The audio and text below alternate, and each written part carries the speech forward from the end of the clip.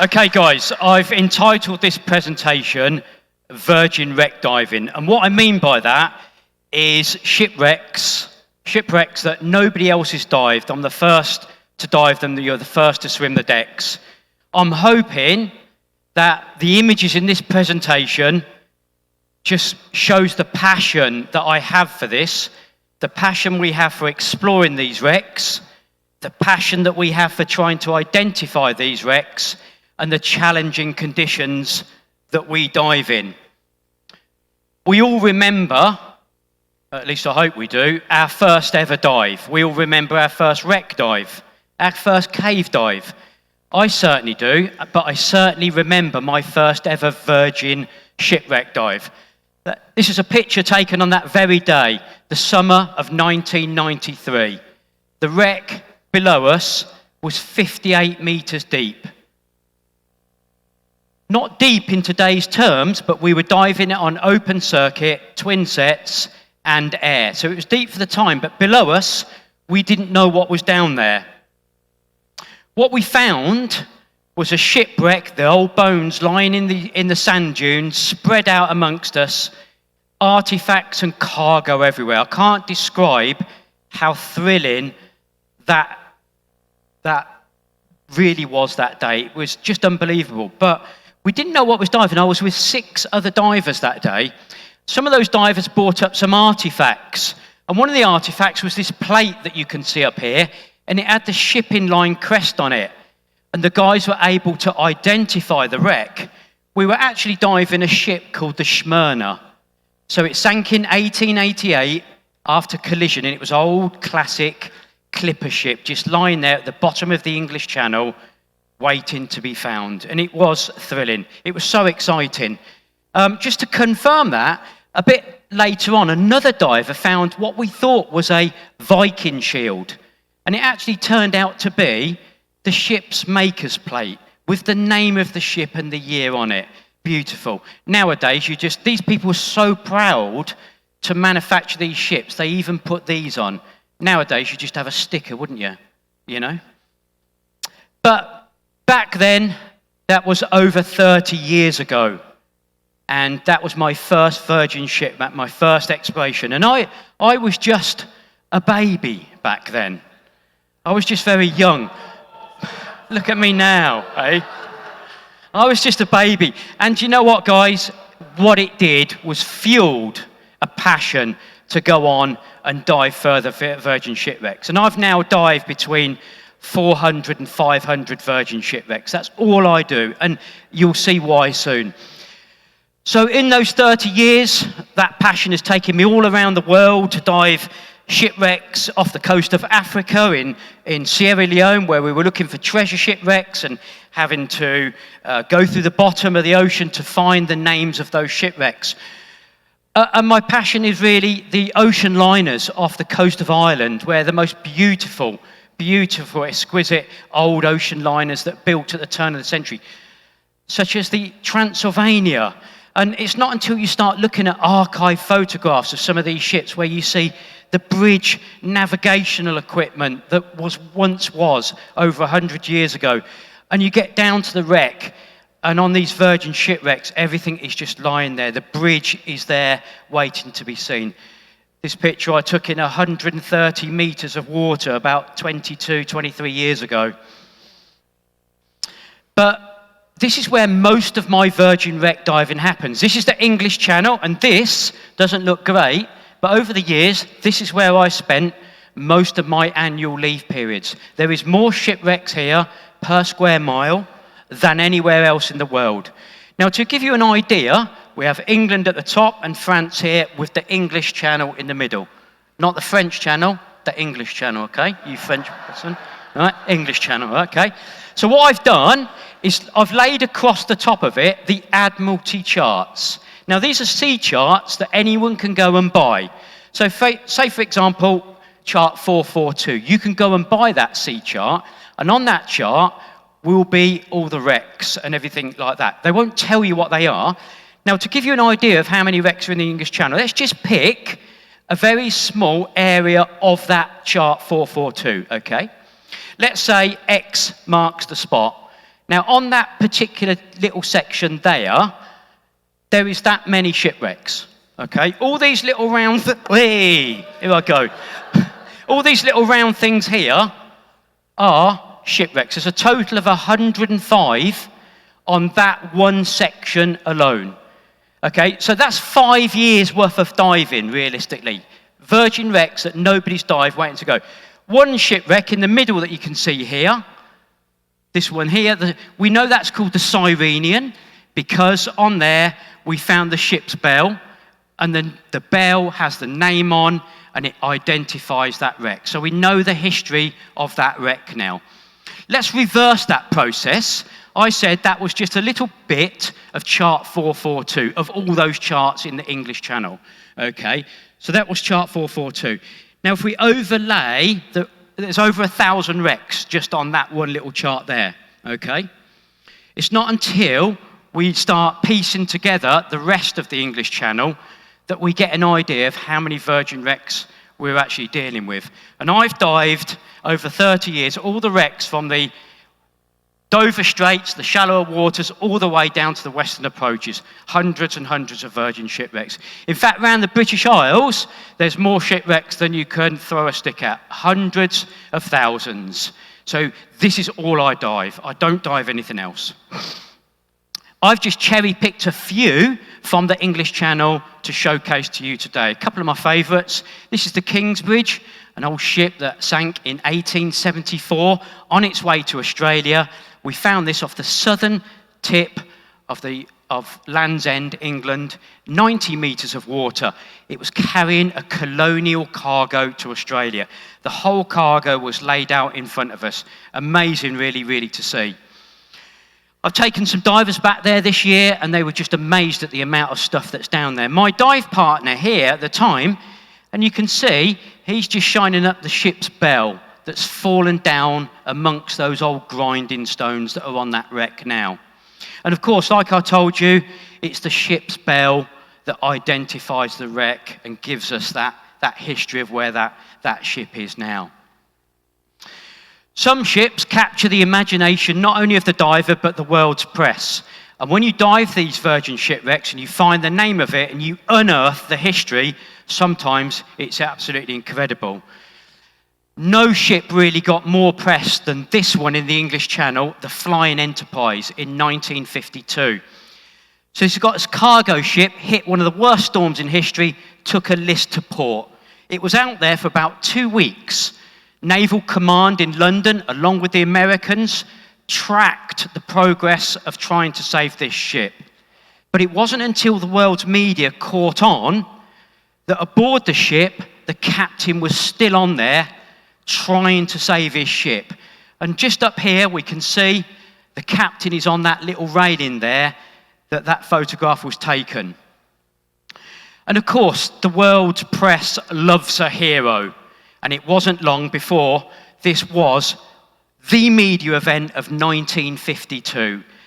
Other than the coronation, it wasn't a newspaper around the world where people wasn't buying and seeing if Captain Coulson had saved his ship. He was so famously photographed on these railings. When we found the ship, I was able to photograph my friend Richie Stevenson on that very same railing. This no longer exists now, it's collapsed. So my image is time-stamped in history, just like those were in 1952. And I think this is important that we photograph these shipwrecks as such. Captain Coulson was an absolute people's hero, a people's hero overnight. Wherever he went, people were just there. They just wanted to see him. They just wanted to be near him. Here he is coming out of a building, just being mobbed by people. People just wanted to see him, wanted to be near him, wanted to touch him. Women just loved him. I suppose a 1950s version of Jared Jablonski. When he got back to London, when he got back to New York City, he had a ticker tape parade. Hundreds of thousands of people just turned out to see him. This is some of the history we unearthed behind some of these shipwrecks. So we found that wreck in 2001. That was a vintage year for us for finding iconic shipwrecks. Here's Steve Wright in the Loyal Watcher, just manoeuvring that boat over the top of that wreck there. We found lots of artefacts in there. This is the engine order telegraph that Captain Carlson had in that wheelhouse that he would have sent the orders to the engine room from. In actual fact, we found lots and lots of artefacts on that wreck. In amongst the wreck, it's starting to collapse down now. These are some of the things that have been recovered and restored. Here we have the maker's plate. I showed you the one off the Smyrna earlier. This had the name of the ship on. And over at the left-hand side there, you can see that strange-looking object there. This is the actual binnacle, the actual compass of that ship. I spent hundreds of painstaking hours cleaning that up. Now, people say to us, you shouldn't take artifacts from shipwrecks. You should leave them for other divers to see. I get that. That works in places like the Baltic Sea. But there's only a handful of divers that have realistically gone out to the Flying Enterprise and seen that since we found it. But all these artifacts were donated to a museum. And the curator tells me thousands upon thousands of people have seen those artifacts thanks to your efforts of recovering those. And lots of people can go in and listen to the actual recordings at the time of what happened to this. So history being taught to other people. And what of the warships in the English Channel? Well, there's many. These two spring to mind quite nicely. HMS Charybdis and Limborne, Second World War battleships. Between these two ships in the English Channel, over 500 people died. Now, on this expedition to find these wrecks that nobody had ever dived, we took with us survivors from those ships. And it's something that just doesn't happen anymore. And it was quite emotional for these guys to be there when we found those ships, so they could pay their respects to their comrades that were lost at the time. If we look on these ships, we can see the anti-aircraft guns. I haven't got the time to show you all the pictures, but on the wreck, we can see those anti-aircraft guns. And these guys manned those in emergency. And they sat there and told us the stories of how loud it was and how they blew airplanes out of the sky, the Germans and things like that. But can you imagine the emotion on their faces when I showed them photographs that I'd taken of their ship and where they manned those stations with those stack of ammunition, 86 meters deep in the English Channel. Challenging conditions as well for us. And can you imagine their look on their face when I showed them the ship's bell that we found? Now, we don't take anything from military war graves. I took this picture over a quarter of a century ago. That's probably totally covered in sand now, to the point where you can't even see that bell. The oldest and most iconic warship in the English Channel is HMS Victory, the 1744 Victory. Now, some shipwrecks, we're not the first to find it. I looked for this shipwreck for a long time. People looked for it before me and before them, but it fell to modern technology in 2008. But it wasn't long before the technical divers got hold of those positions and were able to go there and photograph those wrecks. This is my friend Claire on one of those cannons on the wreck, and you can see King George I's crest on there. This ship had sat under the water for 264 years, just waiting for divers to come along. She was lost in the War of Austrian Succession. She laid slumber there for that length of time. And since then, there's been 88 wars on planet Earth since that wreck sank. Those cannons are huge. The largest weapons ever fitted to a ship during the age of sail. 3.5 meters long. They're like 42 pounders. They weigh twice the weight of the vehicle that you all drive. Huge cannons. You can see me dwarf there. Is there other wrecks to dive in the English Channel, more battleships left? Yes, there are, lots. This is one that we should have dived as a team last year. We've moved it on to next year. HMS Monarch, she's in 130 meters of water, just waiting there. No one's dived it yet, waiting to dive. So I dive with a team called Dark Star. We've been together for 25 years. In fact, this year, we celebrated 25 years of organising expeditions. And by doing that, we invited friends that have dived with us over the years to join us for a week of diving virgin shipwrecks off the coast of Cornwall this year. Our team comprises of both girls and boys, but the thing we all share and unite and come together is the passion for exploring those shipwrecks and the friendship we have and trying to identify these shipwrecks that we dive. So this is our new area of exploration. This is Land's End, this is the Scillies, and you can see on there, we've got hundreds of wrecks, more than our lifetimes will go. In fact, if we all put our lifetimes together, you still wouldn't dive all these wrecks. It's just astronomical what's out there. Some of you guys can't see that. I've got the Monarch at the bottom there. That's about 4 hours steam south. That's at 17 knots, a long way offshore. But what we do is we pick the big targets to dive first. And to the west, there was 3 big targets, the big, the bad, and the ugly. We didn't know what they were. Last year, we dived one of them. We found the bell. It's got the name Cape Clear on it. We were able to identify it. That ship left Liverpool and was never seen again. We now know where it is. We don't know what happened to it, but we know where it is. One of those we haven't dived, but the other one, the Baron Erskine, we dive that. All these wrecks that we're diving, they all average now about 100 metres. To find these virgin wrecks, we're pushing out to that kind of depth now. Baron Erskine, we was able to identify that wreck. The helm steering position laying on the seabed. Okay, if people don't know what that is, it's the position that the captain once stood and steered that ship. It's got a wooden wheel here, guys, but that wooden wheel's long since rotted away. This artifact was brought up, and by looking at the serial number on it, I was able to cross-reference that with the manufacturer's company that built this particular helm and assigned to that particular ship. So I was able to identify that wreck, yet another one we did. And that's our passion, and it's quite a tough job to do if we don't find those artifacts. So a couple of virgin wrecks I've dived in the Ukraine here, okay? Now, obviously that wasn't recently, okay?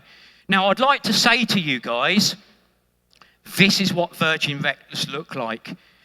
Coming down a passageway, swimming down here, like you see on your social media feeds, these fantastic shipwrecks where you can go inside and see wooden panelling with portholes still recessed into the teak sides and things like that. Or drop down a further deck level and explore the cargo vehicles and Russian vehicles in this case. I've had my chance to photograph a long, long time ago, 20 years ago, the wrecks of Truck Lagoon. I just wish they were just beautiful like this, where you could just drop down into the engine rooms that are completely intact and then explore further down to the electrical panels where you can read all the gauges and the writing on those dials. But sadly, that is not the case. 98% of the wrecks we dive are blessed in absolute pitch darkness, and they resemble nothing more than a scrap heap. The harsh Atlantic Ocean and the English Channel batters these shipwrecks, particularly if they're at a certain age. Only occasionally do we find something that's intact and is aesthetically pleasing for cameras and things like that. These wrecks that we dive come at a huge cost as well. Helium, the cost of the helium, the cost of maintaining our own equipment, the cost of the diesel getting there, 5 hour steam, 5 hour steam back. It is not cheap now, guys. And the effort that goes involved in this, and that's all we do, we dive this. Sometimes I do question our sanity. Sometimes I do question whether it'd be a lot easier and cheaper on a Saturday afternoon just to go for a walk around my local scrapyard. But we love what we do. We love identifying it and bringing history to life. But it seems like everything's against us to identify these wrecks. Often they're covered in marine growth to the point we can't identify certain areas of them. I'd like to take this opportunity to thank Dark Star team member Rick Ayrton for this next series of photographs that you're about to see. So, how do we identify these wrecks? Well, we know what's lost in that area, and it's a case then of finding out what they are. Is it a triple expansion engine? Is it a compound engine? Is it a steeple engine? When they're covered in marine growth, they're so hard to find out. Guys, don't think this is a tropical condition, beautiful location. It isn't. These are big video lights lighting this up. Believe me, it's pitch black down there. Rick's camera's burning ISOs of over 20,000 and really pushing the image to get that image that you're seeing here. This is a triple expansion engine, and all the decks have collapsed away from it. We can see a Scotch-ended boiler there. And then this is my friend Richie Kohler from America, well-known American wreck diver, comes over every year to dive with us. He says it's the best virgin wreck diving in the world. Richie's located the steam whistle here that would have been on the funnel above the ship where this engine room was back in the day. And the cargo holds. Some of the cargo holds, if they're full of cargo, we can investigate deep in there and we can cross-reference that with the manifest of what those ships were carrying and try and identify that wreck by that means. Sometimes they were carrying materials for the war effort. More often than not, we can't identify what it is. Huge amounts of metal. Sometimes the whole ship is full of cargo like this, but in pitch black. Sometimes we can identify where we are. We're clearly at the bow section here where the anchor is and one of the capstans there. So this year we dived 24 new virgin shipwrecks. That might not seem a lot. Last year we dived 22. We beat last year's record. But if you think we've been doing this for about 25 years, you do the maths, that's over 500 shipwrecks. It doesn't work like that, okay? I think it's about 160 we dived. But some of the wrecks, like I say, it's a case of finding out what they are. Is this possibly the Apollonium? We don't know. Let's have a look. Some of the wrecks, the bulkheads are still intact, and we can identify the wrecks like that. But this is the big engines that you can see in the background here. Diesel engines that will give us an idea of the age of that shipwreck there. Okay? Some of them have guns on board, like the last ship we dived. Only last month, this was the last ship we dived, 120 meters. It was 400 feet deep, 70 miles offshore, and it was wonderful just to see all the artifacts lying around. It really was a tough dive. But I've still got that passion, just like I had 30 years ago, of exploring these shipwrecks, but it's all over too soon. And then it's up the line for up to 5 hours of decompression. And my last slide to finish off, it amazes me with technology. This is young James that's diving with us to pass the time of that decompression. He's watching the latest Netflix series. Albeit with subtitles, I think it's Baby Reindeer. That's it from me, guys. Enjoy that. I would love to show you a bit of incredible social media, please. Thank you. Thank you so much, Leigh. Thank you.